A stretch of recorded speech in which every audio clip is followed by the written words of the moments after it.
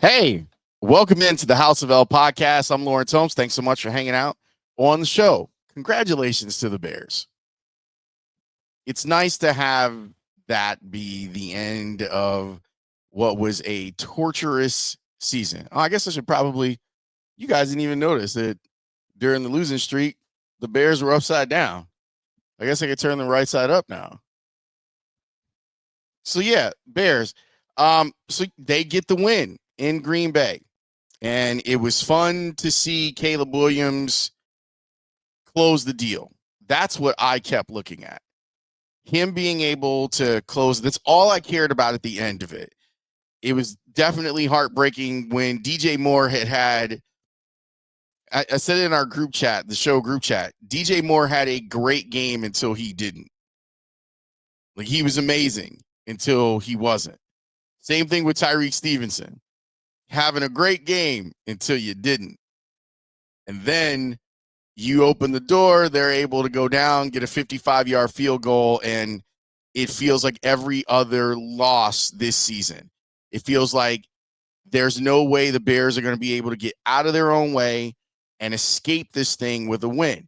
But they did, and they deserve credit for it. I love the 3-by-1 formation that they ran, the stacked wide receivers that flipped the leverage on the field so that DJ Moore ended up with a one-on-one where you could just run him on a slant, get the yards you need, and then have Cairo kick the game-winning field goal. Like, that's growth.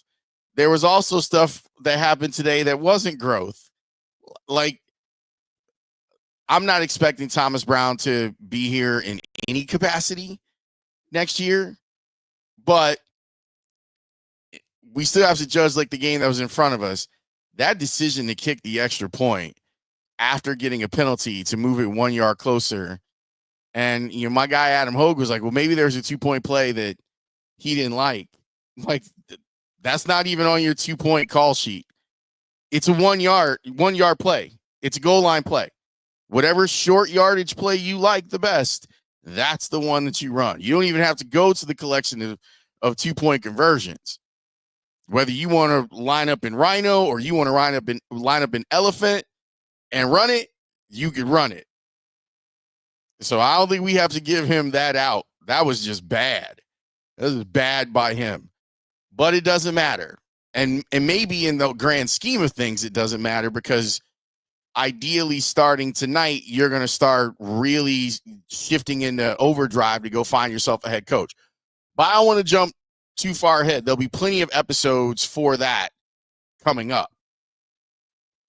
I'd just like to talk a little bit about like this game and the fact that Bears fans needed this more than anybody, except for the guys playing and coaching.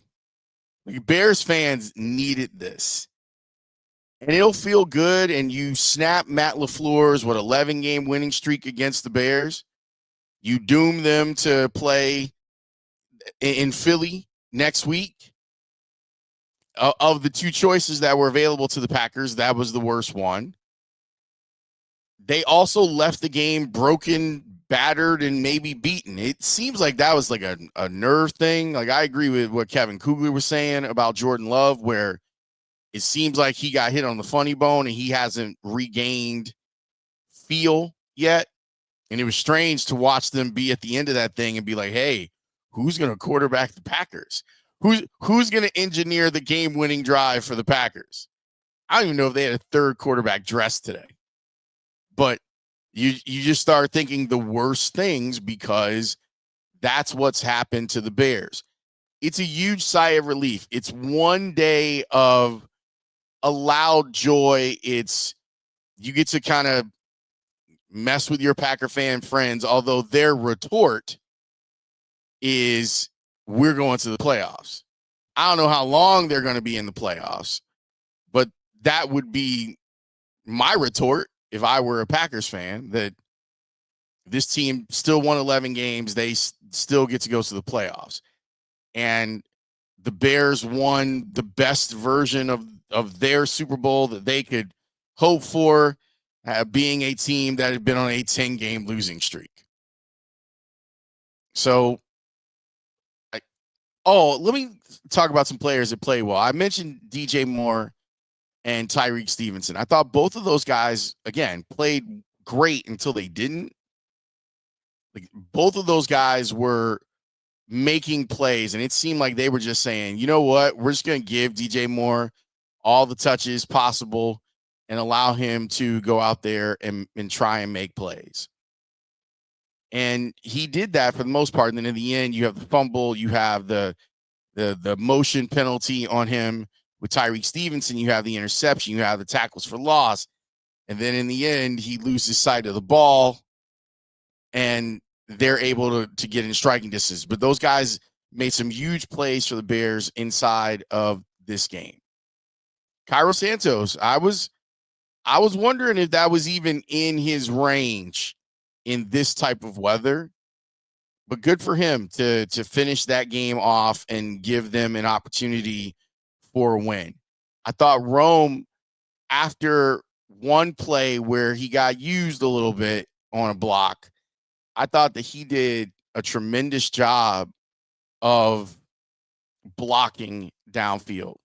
I thought he did a great job of after that play, like not getting caught for holding, like being physical, like turning that anger into physicality and pushing defenders down the field.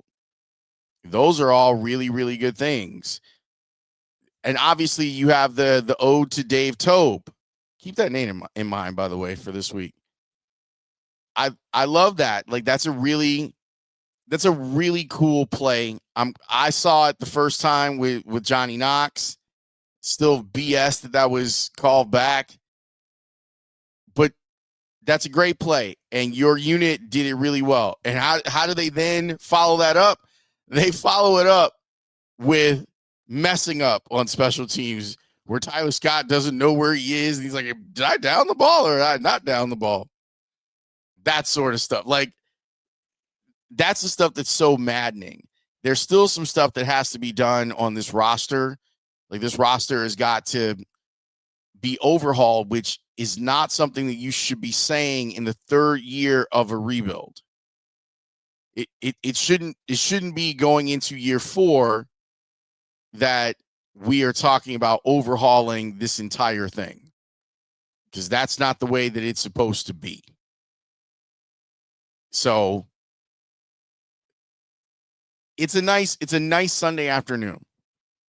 Well, I mean, it's not nice outside, I can tell you that much. It's still a little bitter. Not as bad as I thought it would be, because everyone was like, Snowmageddon and Coldmageddon, we're going to have a baby, and then it was just going to be all over the northern part of the United States.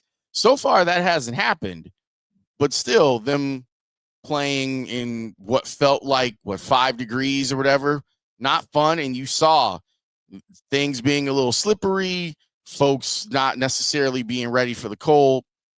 I'm glad for Caleb that he gets to walk away from this season healthy enough and with a win. Like, Tanny said it really well in our meeting on Friday. He said it'd be great for Caleb to check off his list beating the Packers. And now he doesn't have to go into the offseason with an 11-game losing streak and carrying the weight of a 12-game losing streak against Green Bay. He has now already said, I can play you guys well. I can be competent or even special in moments. Like that throw to DJ Moore that got called back, like, that was pretty ridiculous. Getting away from the sack. I was surprised they didn't take a longer look at that play, but it ended up benefiting the Bears, so be it. He gets to walk away and just kind of, what did he say, that this year was a learning experience? I think that's what he told Caitlin Sharkey. She did a great interview with Caleb. Yeah, man, like, this is absolutely a learning experience for you. And watching him be demonstrative and stuff on the sidelines, I kind of dug that too. Being right there in Kerry Joseph's face, being upset about some of the choices that they made.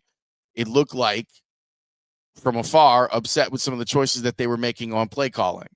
So I'm happy for him. There's so much work to do. So much. From a roster standpoint, from a coaching standpoint, maybe from a general manager standpoint, depending on what the coaching candidates you're talking to are talking about with you. I do wonder if people will, no matter who they hire, if it's not Ben Johnson, is it considered a failure? We'll explore some of those themes later on this week too. But it's good. I'm genuinely happy for you. Like, I'm happy that for one weekend over the last 3 months, you get to spike the football. You get to enjoy this.